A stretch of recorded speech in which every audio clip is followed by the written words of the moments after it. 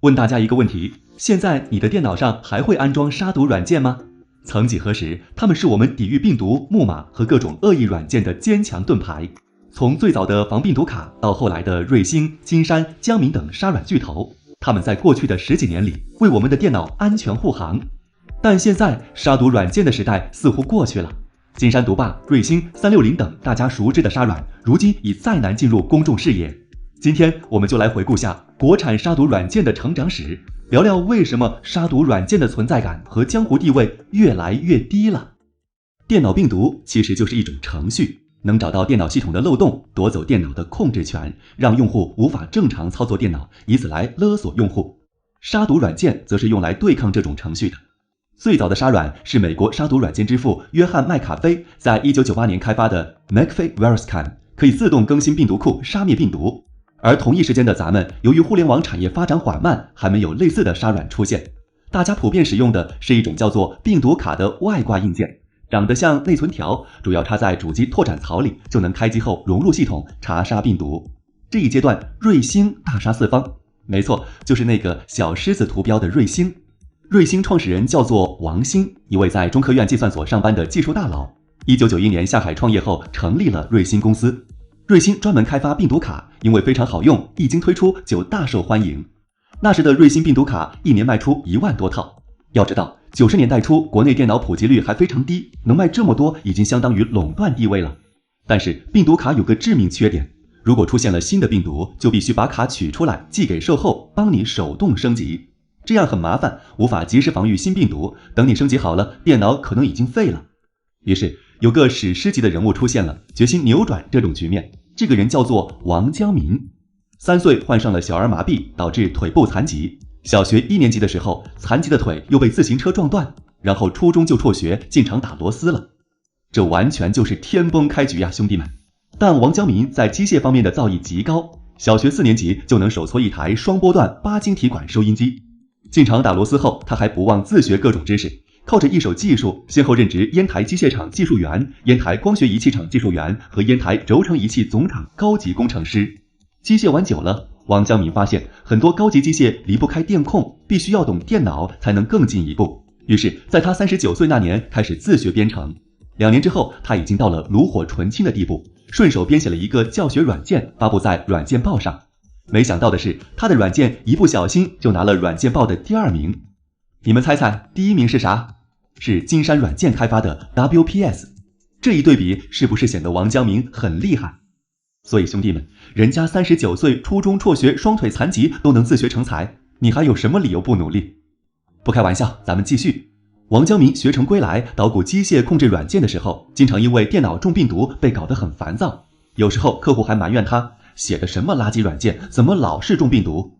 王江民不服气，就自己动手给电脑杀毒，遇到一个杀一个。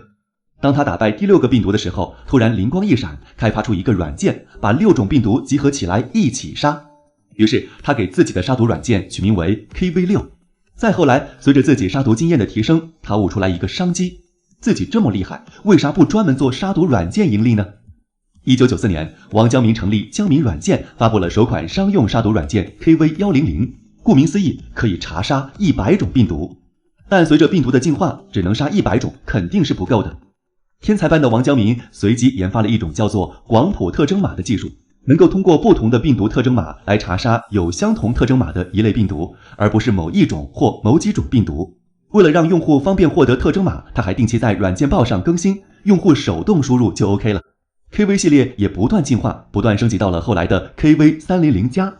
就这样，到1998年的时候，江民软件抢走了瑞星大量客户，已经占据了 80% 的市场份额，甚至还进军到了日本等国外市场。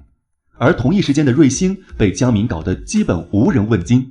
转折点发生在1999年， CIH 病毒在全球爆发，通过写入大量垃圾信息覆盖电脑硬盘，导致被入侵的电脑直接瘫痪，而且传播力极强，被入侵后的电脑还能自动发送病毒文件，让一条链路上所有的电脑都中招。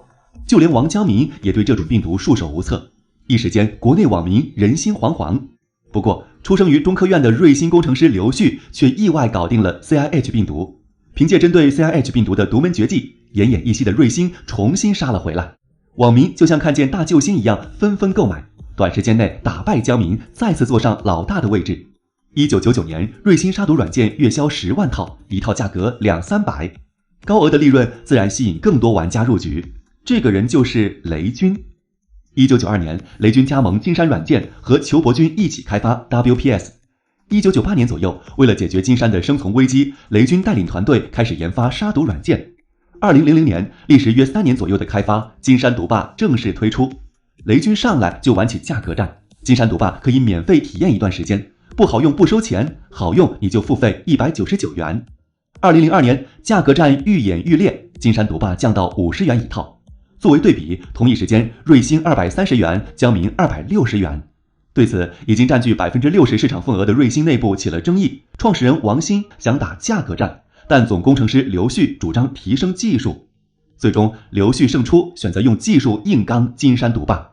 至于老二江民则不屑一顾。王江民直言，让金山去闹吧，因为他们在技术上的本事已经全部用完，只好玩这样的噱头了。结局你们猜怎么着？先说瑞星。瑞星因为不肯价格战，连续亏损，差点又凉，原定的上市计划都取消了。主张不降价的刘旭也从瑞星辞职，二次创业，成立了东方微点杀软公司。气头上的瑞星不服，玩了一手骚操作，花钱贿赂监管部门的于某。于某利用职务之便陷害微点，最终导致微点高层集体入狱。3年后，在一场反腐调查，真相水落石出，瑞星的手段随即暴露，口碑一落千丈。而江民科技始终坚持不降价，但也没有闹出啥大事儿，只是市场份额一降再降。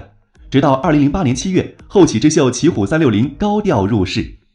360的做法简单粗暴，直接永久免费，网民纷纷下载。这下直接把金山毒霸、瑞星、江民科技全看懵了。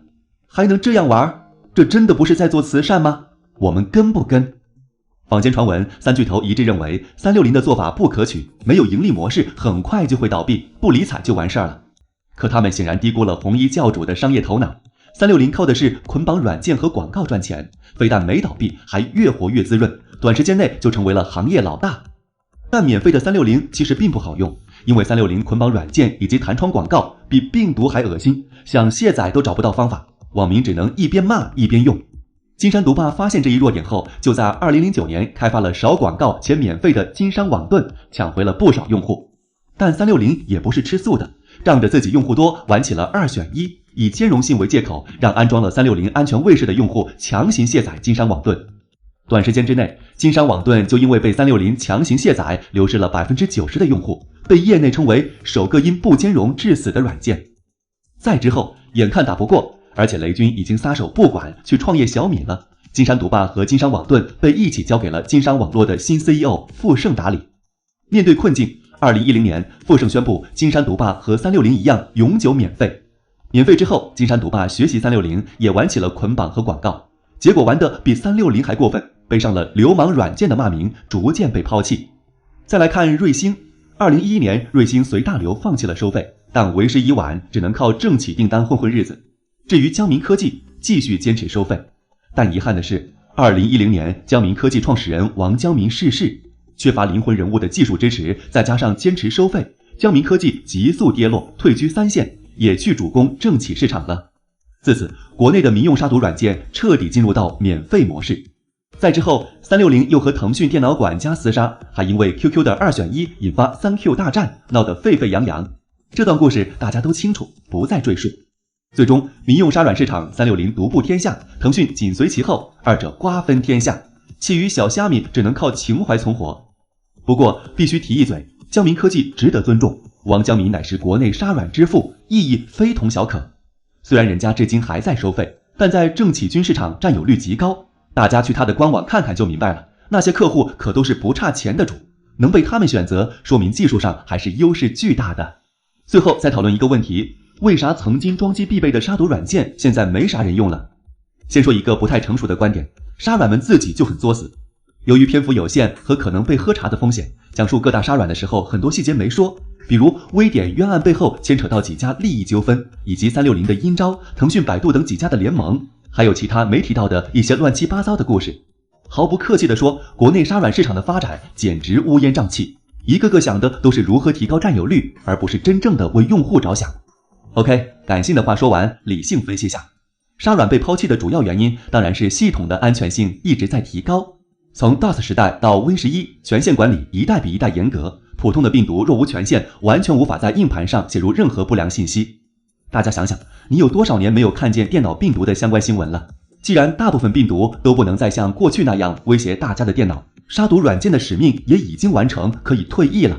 另一方面，相关部门网络监管力度变得更强，国内杀毒软件功能也太强，制作电脑病毒的人已经很难从普通人手里薅到羊毛。他们转而研发更高级的病毒，将手伸向各大政企机构，那里才是杀软的主战场。